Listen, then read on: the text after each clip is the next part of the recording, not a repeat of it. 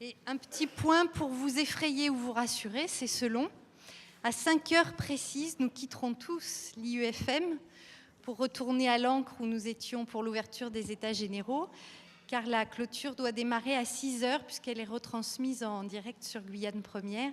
Donc là, je suis désolée, mais je prendrai vraiment la montre. C'est moi qui dois lancer ou c'est eux qui lancent la première diapo?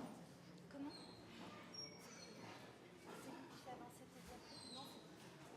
Ah voilà, ça y est. C'est bon. Voilà. Le micro, c'est bon là? Le micro, il est en haut?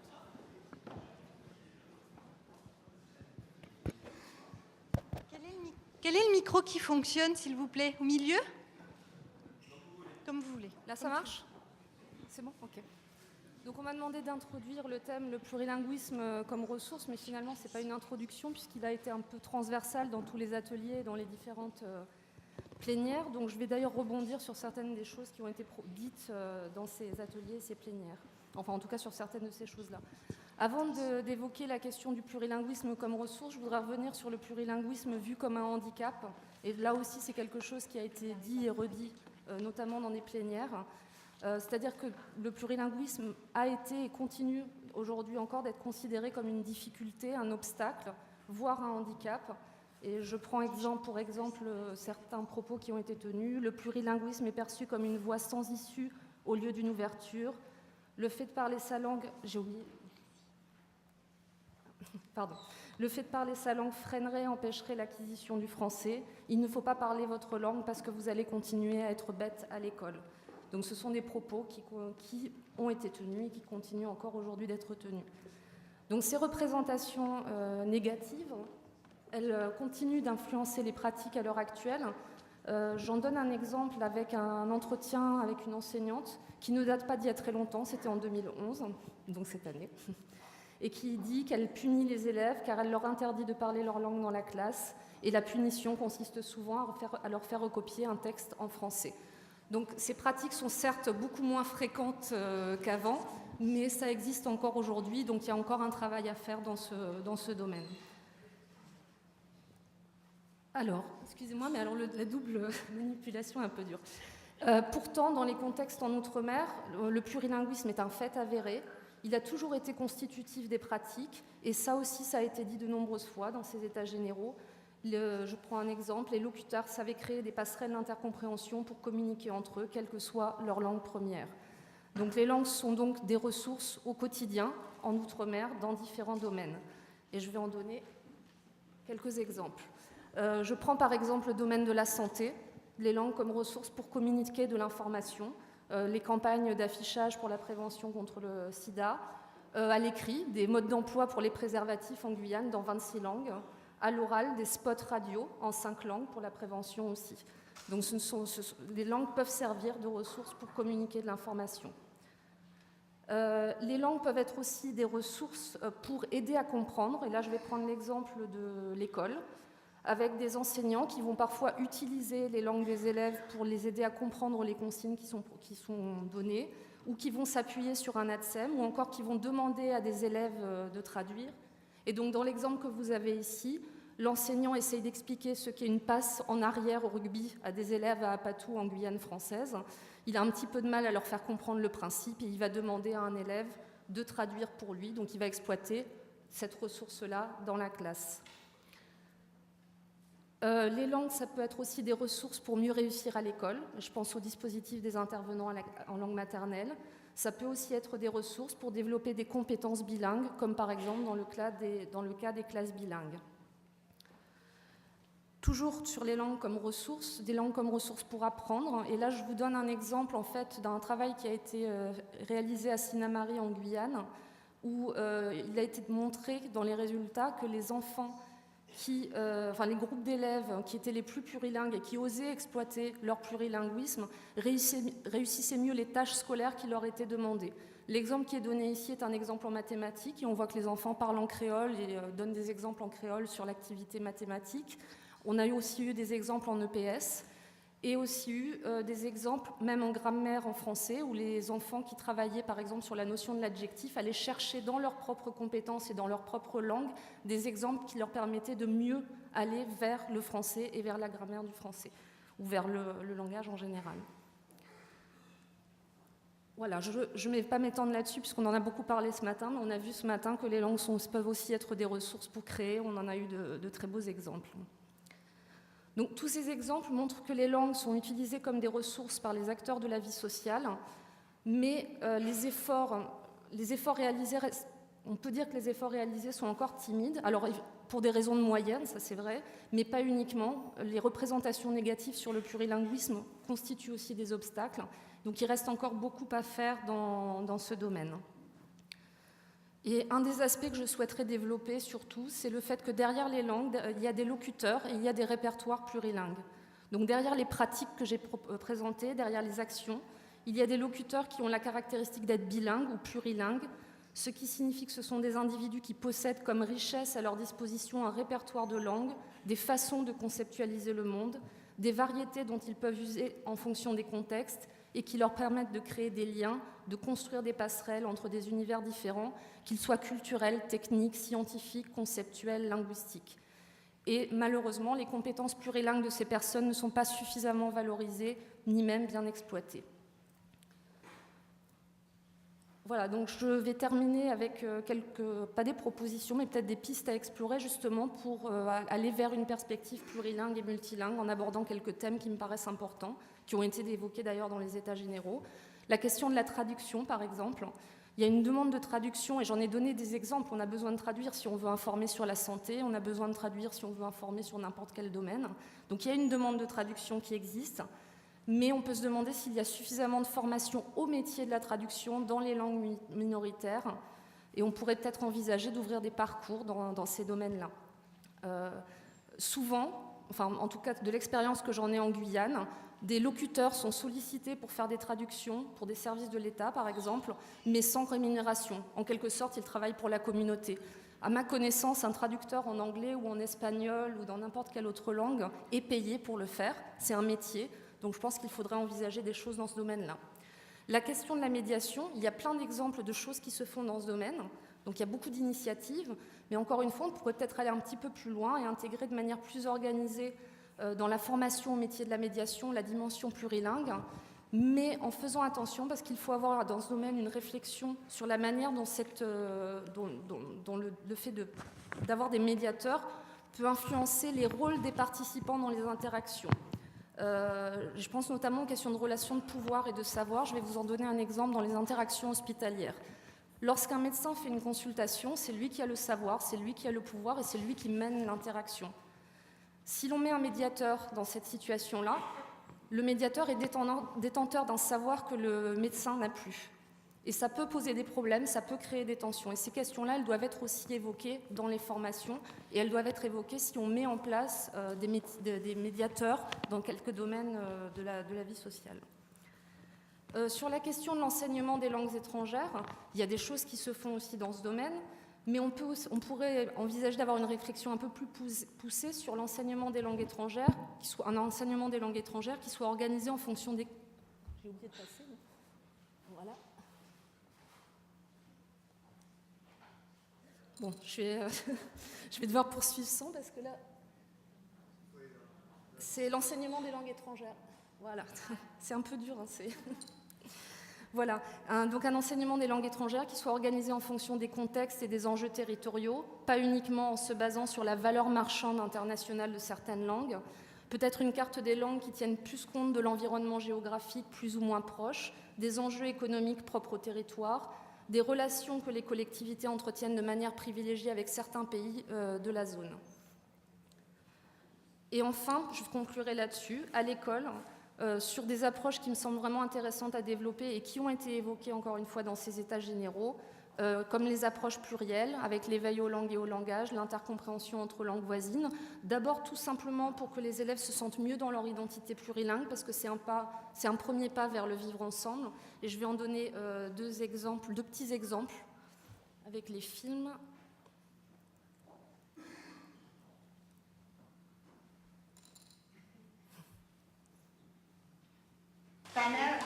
parle deux langues. Qu'est-ce qu'elle parle? Elle parle l'espagnol elle parle l'espagnol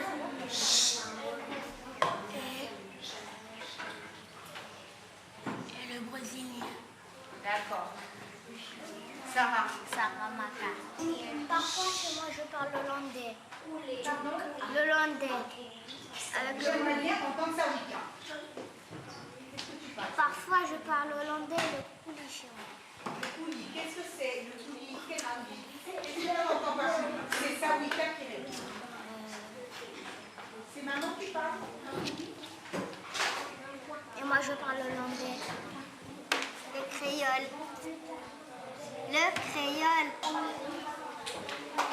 Brésilien. Le brésilien avec qui? Ma mère, mon père, ma soeur et mon frère. Avec toute ta famille. Moi, je parle espagnol.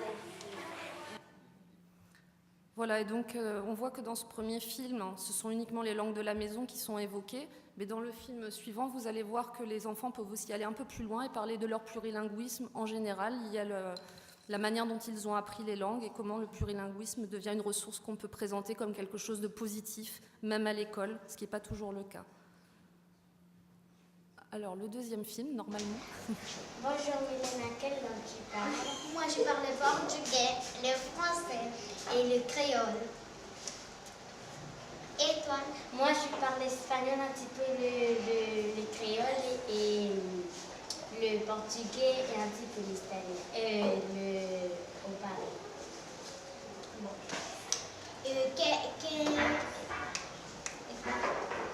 Bon. Quelle langue tu parles chez toi? Eh bien, Comment tu as appris à parler? eh bien, moi, j'ai appris à parler, je suis née ici, et bien, j'ai appris l'espagnol en train de parler avec ma mère et mon père. Et je parle le portugais parce qu'il y a des amis à moi. Et je parle le Paris parce que comme j'ai un petit peu des familles qui sont venues au Paris. Voilà. Et toi, comment tu parles? Et toi, comment tu as appris à parler le brésilien? Le portugais, moi, j'ai appris parce que quand j'étais petite, maman parlait avec moi portugais. Et après, comme ça, j'ai appris à parler portugais. Et comment tu as appris à parler le français? Le français, j'ai appris à parler avec Madame Adonai à l'école. Eh bien, ok, merci. Au revoir. Voilà. Donc vous avez découvert une nouvelle variété qui s'appelle le Paris, hein, parce qu'elle a de la famille qui est née à Paris, donc elle parle le Paris. Voilà. Si vous n'aviez pas bien entendu. Voilà. Donc j'aurais pu conclure là-dessus, mais ça c'était juste pour montrer une idée, avoir un aperçu de ce qu'on faisait en éveil aux langues et au langage, mais ça va beaucoup plus loin. Il y a plein d'expériences qui ont été menées dans plein d'endroits là-dessus. Mais on travaille aussi en éveil en langue et au langage pour apprendre à apprendre les langues, pour mieux vivre ensemble, et ça c'est important. Et enfin, je conclurai sur la question de la didactisation des alternances, qui est un domaine sur lequel on a aujourd'hui pas mal de descriptions. On sait qu'il y a beaucoup d'alternances de langue au quotidien dans les classes. Il faudrait peut-être passer le cap et didactiser l'alternance. Voilà, je vous remercie.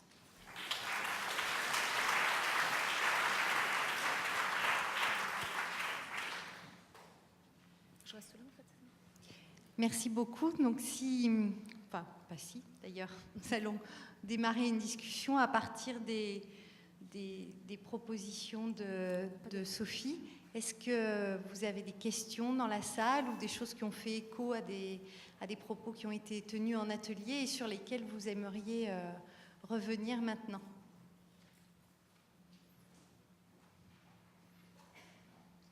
Je peux dire quand même que ce n'est pas vraiment des propositions, hein. Oui. Ce sont juste des pistes. On peut peut-être revenir sur les pistes que tu montrais pour... Quelqu'un demandait le...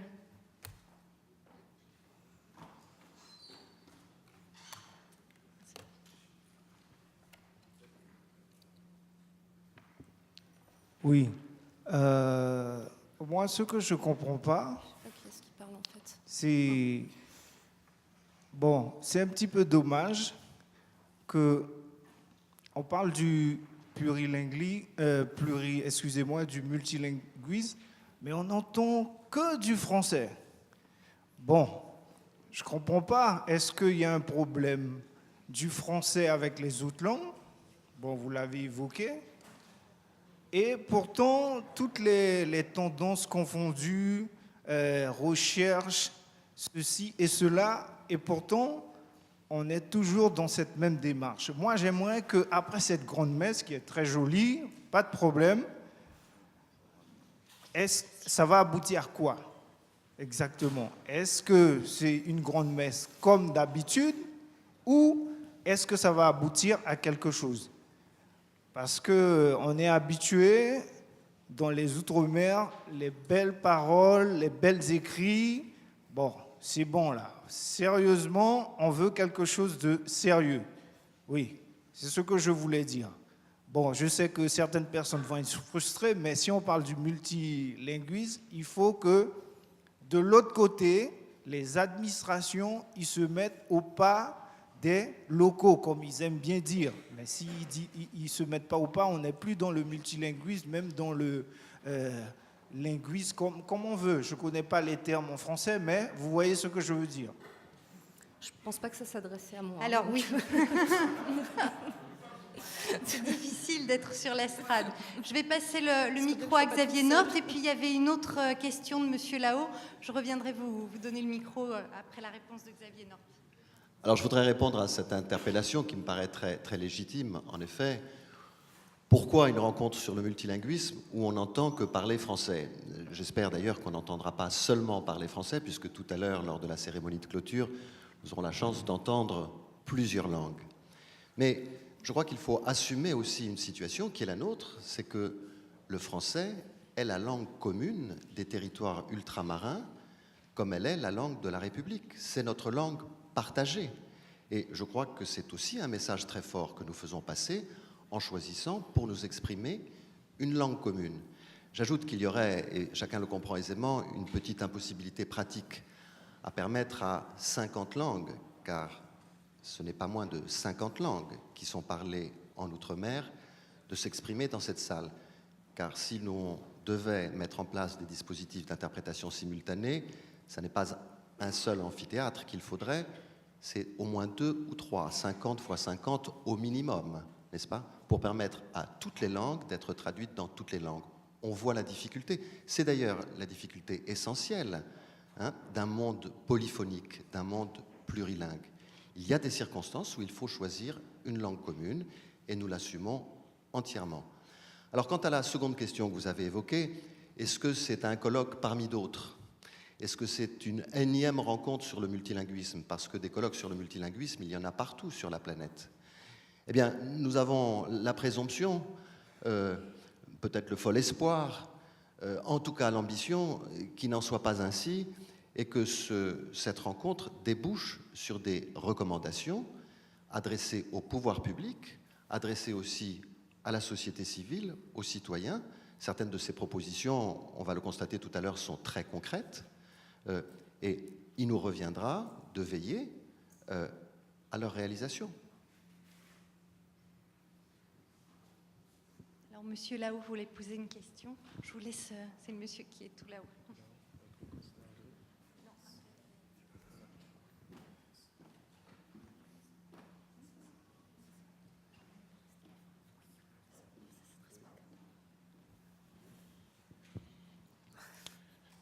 Gantangi fu diu pasamia microphone.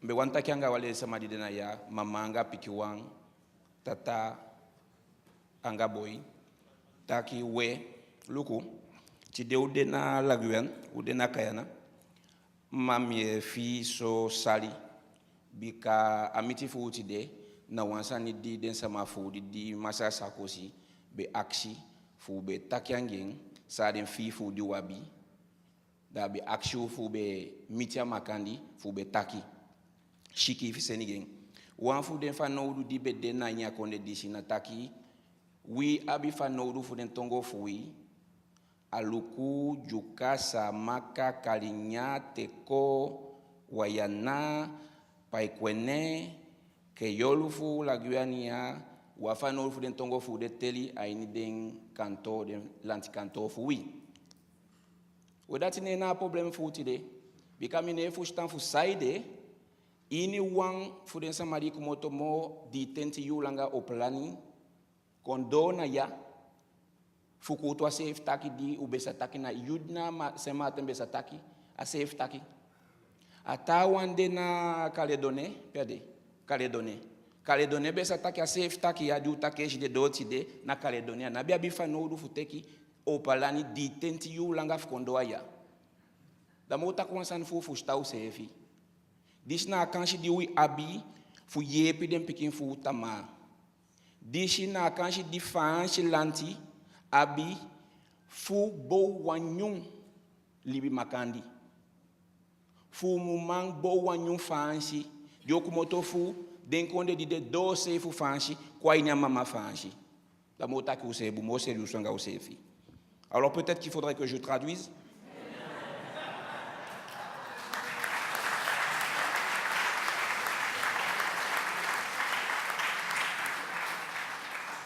Bonsoir, l'un de moi de faire une prestation artistique.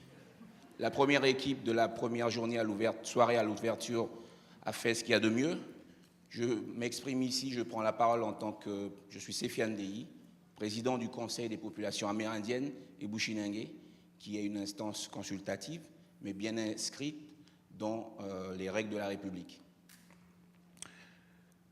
Voilà.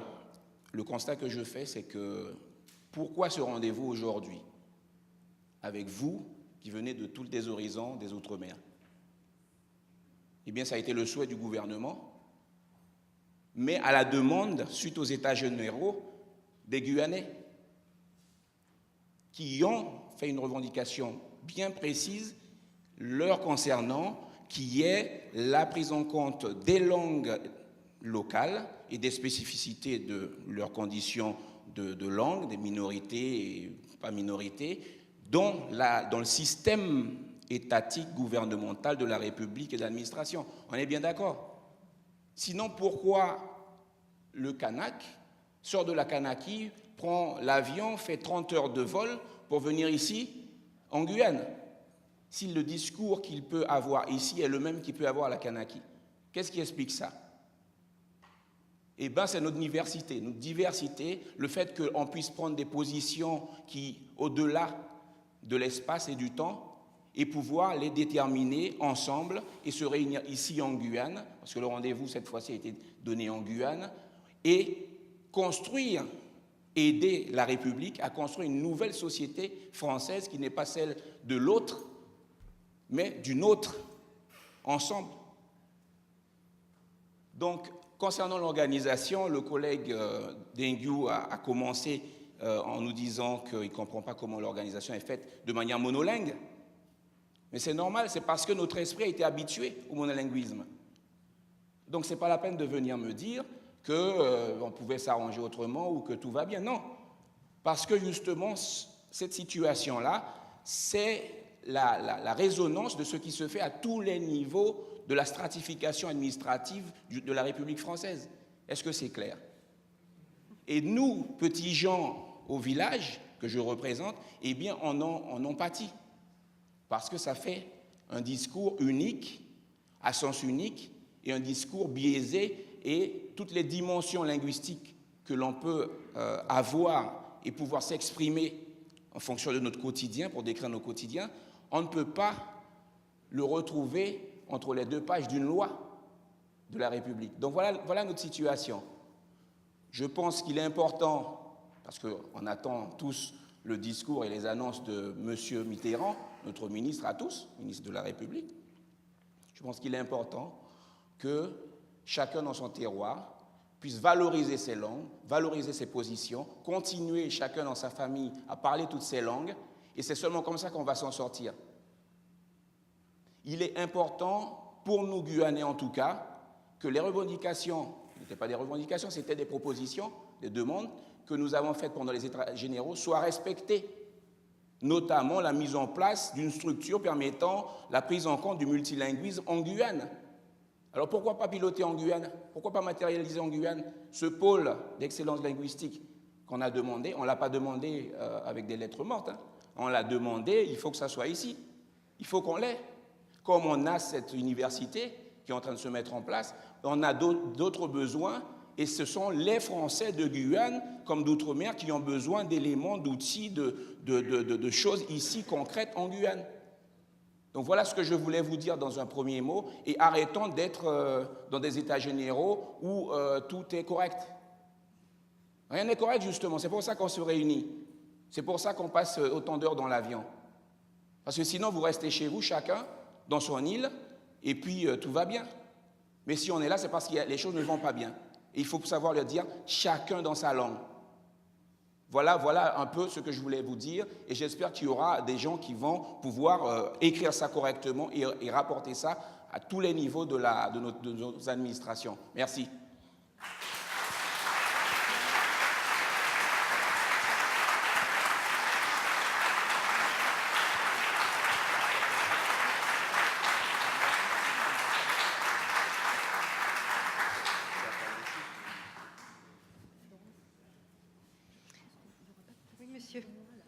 Pardon ?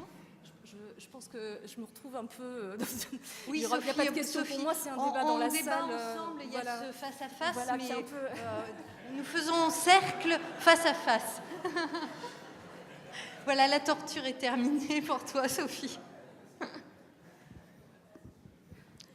Bonsoir, mesdames et messieurs. Je remercie Sophie de la présentation. Oui, moi je suis le premier vice-président du Conseil consultatif des populations amérindiennes et Bushinengue. Donc c'est le président qui vient de parler. Moi je voudrais compléter ce qu'il a dit. Vous dire donc, dans ces états généraux, nous voudrions que la France lève ses réserves sur la Convention sur les droits de l'enfant et sur l'article qui précise que les langues autochtones, la langue des enfants autochtones ne sont pas prises en compte. Donc il faudrait donc rectifier cette position de la France vis-à-vis de cette convention. Et que la France applique la totalité des articles de cette convention. La deuxième convention que d'autres pays européens ont ratifiée, comme l'Espagne, la Hollande et autres, c'est la convention 169 de l'Organisation internationale du travail qui est sur la table de l'Union européenne.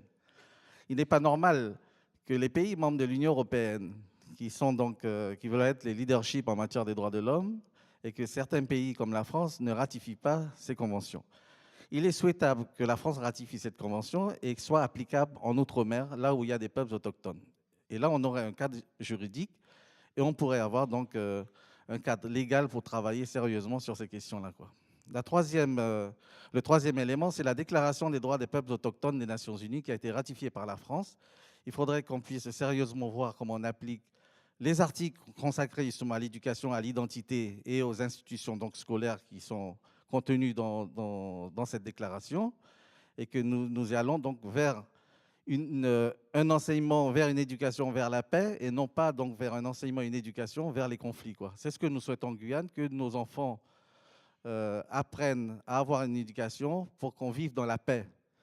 Donc nous sommes aujourd'hui dans un pays où tout semble être en harmonie, mais à tout moment, tout peut déraper, et que ces questions justement de discrimination, ces questions donc de non prise en compte de notre identité, de nos langues, sont un problème et que ça peut exploser. Nous ne voulons pas arriver à cette limite-là. Je crois qu'il est encore temps donc qu'on puisse s'asseoir et dialoguer sérieusement pour mettre en place les moyens donc, et les profils des institutions que nous souhaitons ici. Voilà ce que je voulais dire. D'autre part, nos langues, les Wayana, Teko, Lokono et les 6 langues autochtones ici en Guyane font partie des 390 autres langues menacées de disparition dans les 50 ans à venir et qui sont basées en Amazonie. Donc là, je crois qu'il y a effectivement un volet des Outre-mer, mais il y a aussi un volet amazonien qu'il faut ouvrir. Et en ce sens aussi que nous prenons l'initiative dès l'année prochaine avec l'UNICEF d'organiser avec nos organisations amazoniennes un séminaire important, international, et que nous souhaitons que la direction des langues françaises soit aussi une des partenaires si elle veut continuer à travailler sérieusement dans cette orientation. Voilà.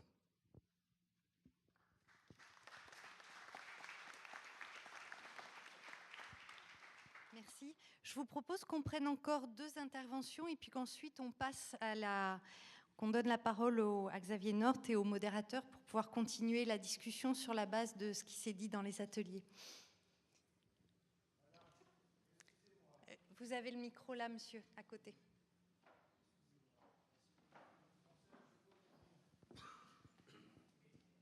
Moi, je ne fais pas de guerre. On est en société. Et comme dit le collègue Jocelyn, il ne faut pas que lorsque les autochtones, c'est-à-dire les pays, les personnes qui viennent de l'outre-mer, ils disent quelque chose, on passe un petit peu le cap. Il faut que ça soit dans le texte, c'est-à-dire ce que vous allez rédiger, ce que Séfiane a dit, il faut qu'il soit là-dedans. Ce que j'ai dit aussi, il faut qu'il soit là-dedans. Et ce que, comment il s'appelle, Jocelyn a dit, il faut que ce soit là-dedans. Parce qu'on connaît bien comment ça se passe. C'est-à-dire que le français, il faut savoir bien le lire et il faut le mettre. Parce qu'on nous a tellement couillonnés avec ces genres de choses-là. Sérieusement, je veux que ce soit quelque chose en paix, pas en conflit, comme a dit le camarade. C'est ce que je voulais dire. Alors, je pense que Xavier Nort vous l'aurait dit tout à l'heure, mais les séances plénières sont filmées, comme vous voyez, et enregistrées, ce qui nous permettra de rédiger des actes les plus exhaustifs possibles. Et à l'issue des états généraux, nous collecterons l'ensemble des notes, des préparations d'ateliers des rapporteurs et des modérateurs, afin de rédiger les actes les plus exhaustifs possibles. Voilà.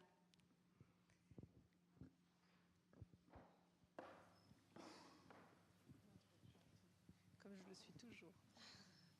Monsieur Nort, je voudrais vous rappeler ce que nous vous avions déjà dit quand vous êtes passé à La Réunion.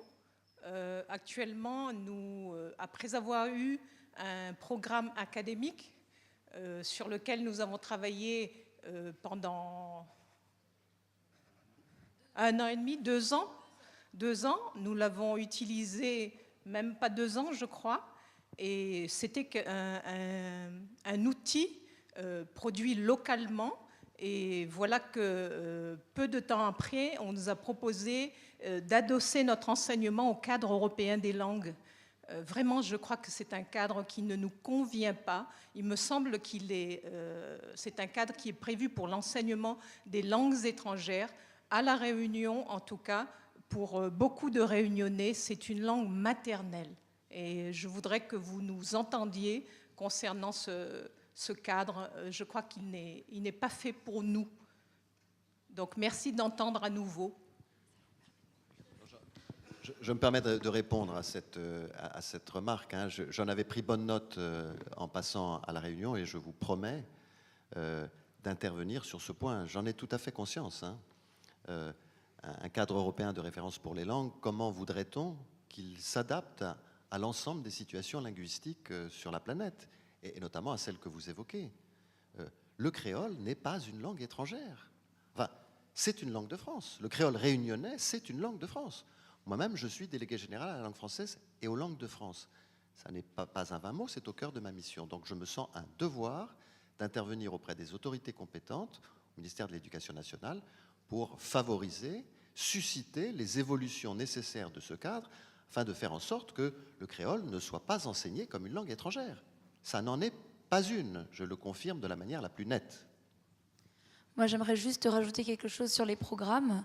Donc, avec les programmes nationaux, on nous a demandé de faire un programme de créole où on avait 4 cases, où on devait développer en fait les thèmes selon les pays, les zones créolophones. Mais ce serait intéressant aussi qu'on nous entende enfin et qu'on note que c'est pas le créole, c'est les créoles et que ce sont des langues qui sont des langues à part entière et chaque créole est une langue.